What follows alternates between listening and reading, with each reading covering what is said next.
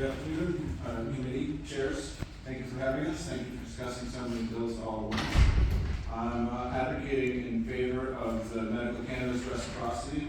I grew up in Massachusetts. Went to high school here, graduated, then went to college in California. Moved back when my family needed me to move back. But moving back to Massachusetts took a while. It took about 2 years to really become a Massachusetts resident from my California resident status. During that whole time, I was a California medical cannabis patient and not allowed to access the Massachusetts medical cannabis program. While I was living in Massachusetts, was still transitioning my driver's license. That was a painful 2 years for me, living here in Mass and trying to access cannabis without access to the medical program. This was before the adult use stores were even a glimmer in our eyes, so it was a hardship. And also, I'd like to remind you that we're a college town. On my way here from the parking garage, I had to wade through an endless sea of college students with credit cards in their pockets that would be happy to spend money in a medical store. Some of those college students are 18 to 21 or even under 18. They have medical cannabis cards from their states that they live in, but if they're under 21, they're not allowed to access the adult use program. As my colleagues have mentioned, the taxes at the adult use stores, 20%, are an undue burden for patients who are coming to college in this state, or coming to vacation here, or coming to use the wonderful hospitals we have downtown in Boston. They need to be able to access the medical cannabis stores, not just the adult use cannabis stores.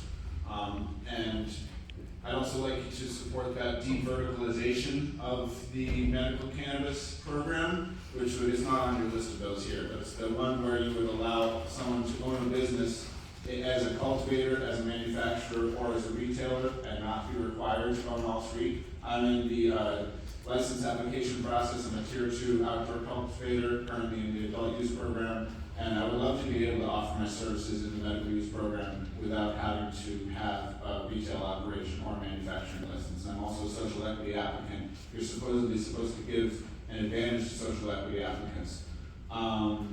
And I'll use my last few seconds here to support the legal use of psilocybin mushrooms. It's actually not my thing, but people who use it take a lot of great benefits from it, and I think that those folks should be able to access it. I also believe that the commercial cannabis program should be able to start offering those psilocybin mushrooms. You're going to sit there saying, where are you going to get it? We need to be able to have a storefront system, so I'd like to have you amend the bill for that.